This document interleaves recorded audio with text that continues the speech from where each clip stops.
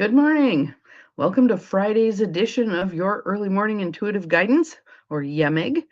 And I just grabbed a lipstick and put it on, and I'm realizing, boy, that's a red one. So we'll look a little vibrant today. We are early today because it is Friday and it's Grandma Day. So I'm about to hit the road for Michigan to babysit Scarlett for the day. And in true Midwest fashion, taking a crock pot full of stuff for supper. So, should be a good day. Should be a good day. Let's start with some breath and some tapping. And I actually just wanted to let you know my back is a little bit better today. I'm going to knock wood and we'll see how it hangs in there. She's only 6 pounds, and I'll keep her close. So that shouldn't be too bad. But chairs might be an issue. We'll see what we can find that actually isn't too hard to get out of. And I'm not sure how an hour and a half drive is going to go either, but we'll see. But let's start with some tapping and some breath. So, collarbone spot. Nice deep breath in through the nose, out through the mouth, in through the nose, out through the mouth, in through the nose. Good morning, Miss Gwen. Glad you're here. Out through the mouth. It's always interesting to see who shows up when I'm either early or late. Good morning, Nancy. Welcome, welcome. Glad you're here. In through the nose, out through the mouth. And I might seem a little lower than usual. I am on my mother's desk chair as opposed to my office chair because I was wondering if that might have been complicating recovery for my back injury. So I'm not sure it's helping much, but thought we'd take a shot at it. Today we have a little bit of Tosha Silver again, letting the divine take the lead. And when I opened to this page, I kind of giggled because it's all about letting it go, turning it over, being with what is, all the things. So let's see what you think. For those of you who have the book and like to follow along, it is chapter 5. And the title of the chapter is Giving It All Up.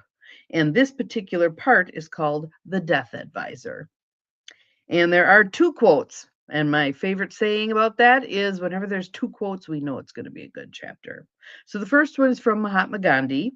When you make yourself into zero, your power becomes invincible. When you make yourself into zero, your power becomes invincible. And then second one is from Carlos Castaneda. Let death be your advisor. Let death be your advisor. And how many of us have had that experience where either something happened to us, a near miss, an illness, whatever, or to someone close to us, and we revise our view of life. We rethink things and make some different decisions and get a little more appreciative, etc., etc. Hopefully, this chapter can do the same thing for you, and it doesn't require either angst on your part or on the part of other people. So let's see what you think about this one. So here's the story.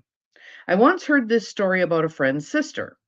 A 40-ish woman named Paula lived in Baltimore as a paralegal. Busy with relationships, work, family, typical stuff.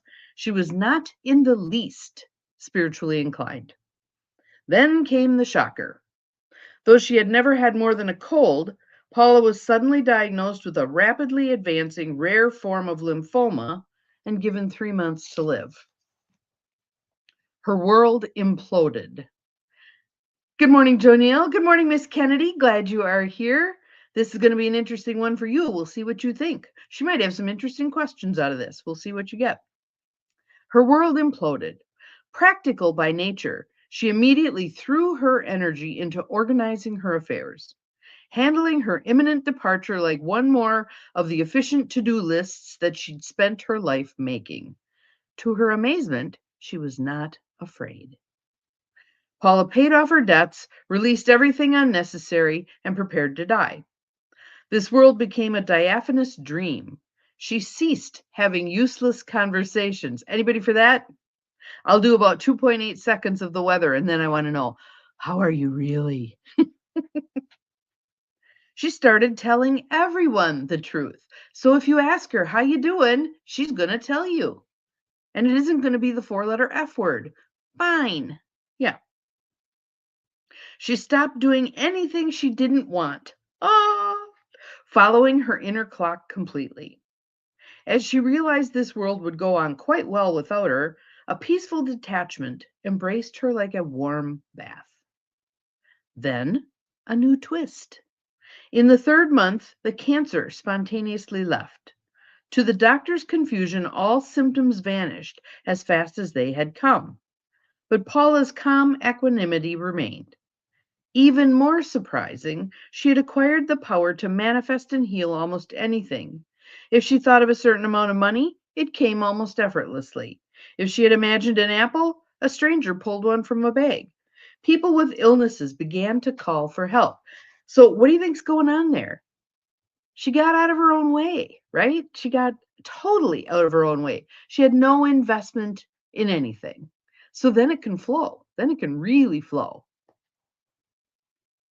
This talent came of its own volition, since Paula needed and wanted nothing, having already bid adieu to this world. With no grasping ego, most of her thoughts materialized in a flash. The same divinity she had once dismissed now flowed unimpeded through her being. Well, and this kind of fits interestingly with a meeting I was at yesterday. Um, and we're working on a loan pool fund that can help foster more affordable housing being built in the Tri-County area. We're also working on a community land trust. So I'm have been working on this, the releasing the outcome, just allow the process. I mean, I've had that on my desk for, I don't know, 8 or 9 years, focusing on the process, releasing the outcome. I feel like I'm getting that at deeper levels now. And so at this meeting, there were a couple of ideas, a couple of things that popped up that hadn't even been on the radar screen. And I was like, well, that is interesting. Again, taking a step back from I have to have, or it must be this way, or whatever, opens doors for stuff to flow. So here are Paula's words about what's going on in her life. Paula said, maybe when you no longer need anything, you can have everything. And when you stop trying to make things happen, anything can. All I know is the me that used to be is gone. I'm out of the way. So that's what I'd invite us to do today is get out of our own way. Get out of the flow that's already happening instead of standing in it and becoming a barrier and it has to go around you. Maybe settle into it and allow it to take you where it's going to take you. See what happens. See what happens. So today, what might be some things that you could do that would release your focus on the outcome and bring your focus back to what's happening in the moment? The curiosity of, let's see what's in the landscape right now. Let's see what's happening right here, right now. Welcome to whomever else has popped on. Glad you're here. So I'd love to see what you notice about this. I'd love to have you put in the feed, maybe some past times where you're better able to do that, to let it go, let God, allow the unfolding, see what happens. So that's our part for today. I really liked that. I thought that fit well. So I am off to go hug up on my grandbaby, and we'll see you again tomorrow morning.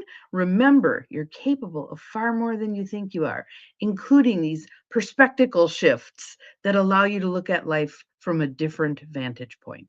Have an awesome day. See you tomorrow. Remember, you're capable of far more than you think you are. Bye-bye.